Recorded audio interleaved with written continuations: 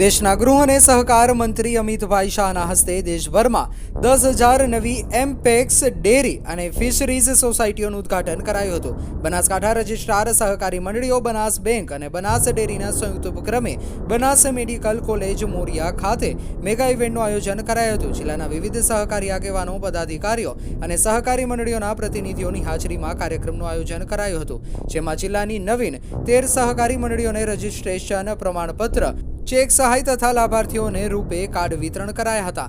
સહકારથી સમૃદ્ધિ અંતર્ગત આયોજિત કાર્યક્રમમાં વર્ચ્યુઅલ માધ્યમથી કેન્દ્ર અને રાજ્ય સરકારનું લાઈવ ટેલિકાસ્ટ કરવામાં આવ્યું હતું, જેમાં બનાસકાંઠા જિલ્લાના સહકારી આગેવાનો અને લાભાર્થીઓ જોડાયા હતા.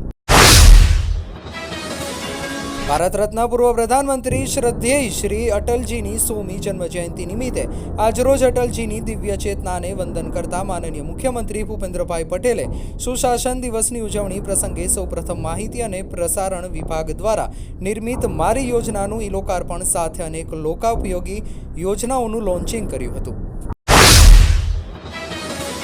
પાલનપુરમાં ટ્રિપલ તલાક મામલે પોલીસ ફરિયાદ. વિધર્મી શખ્સે હિન્દુ મહિલા સાથે સંબંધ બાંધી પોતાની સામાજિક પત્નીને આપ્યા ટ્રિપલ તલાક.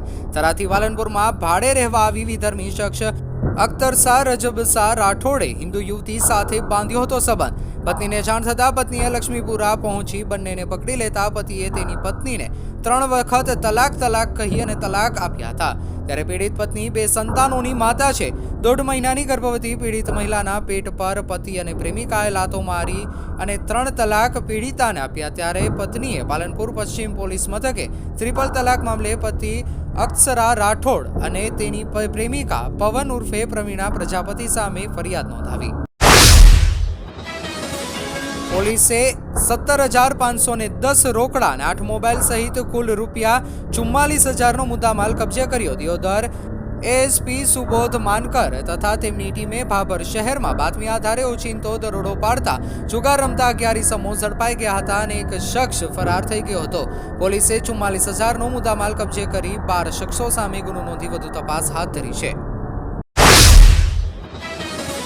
બનાસકાંઠા જિલ્લાની હદમાં આરએનબી વિભાગનો રોડ જે કાંકરેજ તાલુકાને કાઠિયાવાડથી જોડતો માર્ગ છે, જ્યાં કાંકરેજના લોકોને પાટણ, હારીજ કે સમી તેમજ કાઠિયાવાડ જવા માટે મહત્વનો માર્ગ છે. જે માર્ગ પરથી દરરોજ મોટી સંખ્યામાં વાહનોની અવરજવર રહેતી હોય છે, પરંતુ આ માર્ગની બંને સાઈડો સુરક્ષિત કરવી જરૂરી બની ગઈ હોય તેવું લાગી રહ્યું છે. જેમાં કાંકરેજના ટોટાણા પાસે ડીપમાં રોડની બંને સાઈડોમાં રોડ જમીન કરતાં ઊંચો છે, જેથી આસપાસમાં 10 થી 20 ફૂટ જેટલું નીચાણ જોવા મળે છે. શક્તિપીઠ અંબાજીમાં ગઈકાલે મોડી સાંજે કેટલાક અજાણ્યા શખ્સો 51 શક્તિપીઠ સર્કલ પાસેથી એક રાહદારીને લૂંટવાની ઘટના બની હતી. એટલું જ નહીં, આ લૂંટારુએ મુખ્ય હાઈવે માર્ગ પર બજારમાં ફળ ફ્રૂટ વેચતા લારીવાળાને લૂંટ્યા હતા. જ્યારે અન્ય એક ગરમ કપડાં વેચનારને પણ લૂંટવા સાથે છૂટો પથ્થરમારો પણ આ લૂંટારાઓએ કર્યો હતો. જે બાબતે અંબાજી પોલીસ સ્ટેશનમાં ફરિયાદ નોંધાતા પોલીસ એક્શન મોડમાં આવી હતી અને તાકીદે પોલીસે ટીમો બનાવી અને લૂંટારુઓની શોધખોળ શરૂ કરી હતી.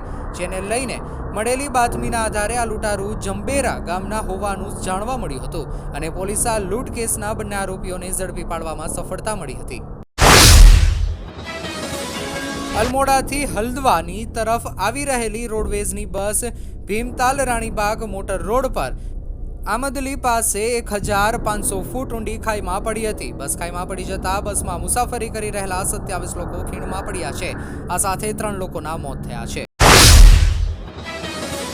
દિલ્હીમાં ભારે હિમવર્ષાથી જનજીવન અસ્તવ્યસ્ત થયું છે. 4 કોર બરફની ચાદર છવાઈ ગઈ છે. લોકોના ઘરો પાસે 6 ફૂટના બરફના થર જામ્યા છે. આબ્રુઝોમાં આવેલા કેમ્પોડી જીઓવમાં ભારે હિમવર્ષા થઈ છે, જ્યાં 6 ફૂટ થર જામ્યું છે. સતત થઈ રહેલી હિમવર્ષાને કારણે લોકોને બહાર નીકળવામાં હાલાકી થઈ રહી છે. હિમવર્ષા થતાં સમગ્ર શહેરમાં કાતિલ ઠંડીનું મોજું ફર્યું. પાટણમાં છેલ્લા 4-5 દિવસથી ઠંડો પવન ફૂંકાઈ રહ્યો છે, જેથી લોકો શીતલહેરનો અનુભવ કરી રહ્યા છે. શહેરમાં લઘુત્તમ તાપમાનનો પારો 12 ડિગ્રી પર પહોંચ્યો છે. ઠંડા પવનના કારણે લોકો રાત્રે તેમજ વહેલી સવારે ઘરની બહાર નીકળવાનું ટાળી રહ્યા છે. શહેરમાં ઠંડીથી બચવા લોકો તાપણાનો સહારો લઈ રહ્યા છે.